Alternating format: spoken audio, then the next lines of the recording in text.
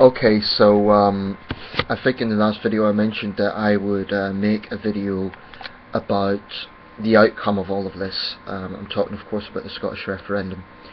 I've actually decided to make two videos because there's a lot to cover, and the two videos take a slightly different tone, so it would sound a little bit hypocritical almost to put them in one video. Although I want to do this accurately and sort of honestly. So first of all, I want to speak about my experience in Edinburgh yesterday. And that's, by the way, why I didn't make a video immediately, because it was shattered, as you can imagine. My train didn't leave till 9 o'clock, which was, I deliberately chose a later train because I did think things would be going on. So in the morning, I arrived there about 10:30. It was surprisingly quiet. I had this naive notion that I'd be sort of coming out of Waverley Station and there'd be big rallies on either side or something like that. It was relatively muted at that time. In fact, if you were a tourist at that point, you wouldn't have thought anything was going on. There were yes stickers here and there, and I noticed outside the National Portrait Gallery there was a lot of chalk scrawled on the ground from the yes side. There are also posters from the Radical Independence Campaign talking about poverty in Scotland and the sort of things they want to talk about. So like I say, relatively few signs at that stage. I had a whole day to kill, and I had no set plan, so I just went to the National Portrait Gallery. It's a beautiful gallery if you ever get the chance to go to Edinburgh. It's got some amazing pictures from world artists like Renoir and Matisse, and I believe there's a Gauguin there, but also some great Scottish artists. And for example Rayburn, amongst others. So it was actually a very long day, so I had to kill time, and after that I went to another art gallery. Now after that my intention was to go to Greyfriars Kirkyard. It's a historic cemetery, because I'd intended to meet with a friend and he hadn't finished work till a certain point. So I intended to go and meet him. This was about 5:30. Now, everywhere I looked, and at this point I have to admit I was getting quite disheartened and disillusioned, everywhere I looked there was people with yes t-shirts, yes stickers. They were being well behaved, they weren't being aggressive. I have to be honest about that. They were cheery, they were in good moods, but they were everywhere. So I was somewhat reluctant to show my UK top. It was actually London Olympics. I don't have a Better Together t-shirt, but as I was walking down the Royal Mile, I saw one gentleman who was very passionate, covered from head to toe in the Union flag. So, no question there where his allegiance lay. It turned out that man had come all the way from London to be there, and he was sort of holding his own, and I thought, oh, definitely I'm going to join this guy, or at least speak to him, or give him some support. He was genuinely concerned about the prospect of the United Kingdom breaking up. You could tell it by his voice. He was actually shaking. He was. So I decided to stay there, talk to him, offer him a bit of support. And over time, gradually, more and more people joined us, I'm pleased to say. Several young people, one older man, quite a diverse group, I have to say.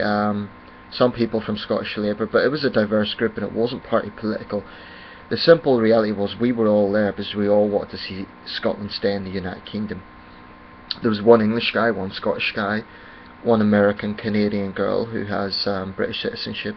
It was a mixed group, and that was great. Now, like I say, mostly the yes people were well behaved. There wasn't any major issues. However, we did get a fair amount of verbal abuse. I'll give you some examples. One man was debating with us about the issues. Now that's fine, debate's a good thing. But as soon as he asked where we were from in Scotland, and I said, well, actually I've come up from North East England. And the other guy said he's from London. So this guy spat on the ground and walked away. In other words, we're not allowed an opinion just because we're not Scottish. But like I've said from the start, this is about the whole country, it's not just about Scotland. So I feel I have every right to be there. I had every right to be there. And that was just, I thought it was a bit blatantly racist. So it was just ridiculous.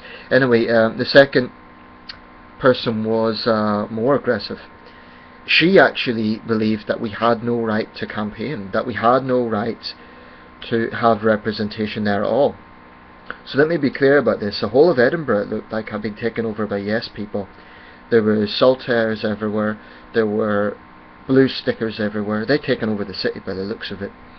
This woman started yelling at us, telling us it was disgusting what we were doing, that we had no right to be there, it was undemocratic, it should be illegal.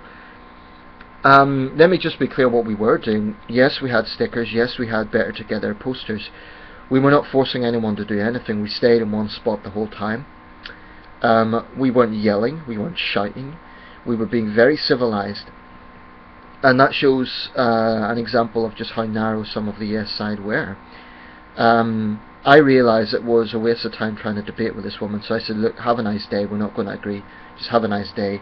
She wanted to just yell in my face, and I wasn't going to have it, so I looked away from her, I wasn't going to talk to her. But the good thing is, as more of us sort of joined in, more and more people came over and said, do you have a spare sticker, do you have a poster? And I noticed a lot of them were plain clothes, they weren't wearing Better Together tops and so on, they were a lot less visible than the yes side. And I thought, what could be the reason for this? Because this doesn't make sense. The polls show that Better Together is leading by significant, at that point it was 54%, and yet where are we? There's none of us. I didn't see anyone. But I honestly believe the reason was that there had been a record of intimidation from a hardcore element of the yes side throughout this campaign, and it had put off no people from campaigning. I heard of an elderly no campaigner, a 75-year-old man who's blind, being assaulted, physically assaulted, being punched. I heard of a woman from Surrey getting an egg thrown at her. Jim Murphy, of course, I've covered the abuse he's put up with. Now the yes side said they've had abuse too, but I've seen no evidence of it. Now I'm not disputing that there may have been some examples of hardcore unionists maybe taking the wrong approach, but I still maintain and insist that there was far more aggressiveness from the yes side. Just to be clear, I'm not talking about every yes person, and to be fair, there were yes people who came up to us, shook our hand, they were very civilised, so that's that. So overall, my experience in Edinburgh, I'd say it was good despite that, because it was an interesting experience. You know, I'd been politically active before, but not for a few years, and that was certainly interesting. I'm very pleased that I went up there, because honestly I had no idea what I was going to do, but I do feel I've played a very small part in a very big issue. Incidentally, we've done a lot of interviews with journalists from around the world, American, Turkish, French, Italian, Finnish, Taiwanese. There was journalists from all over the world. There were a lot of tourists who were very interested. It was a very interesting day to be a tourist in Edinburgh.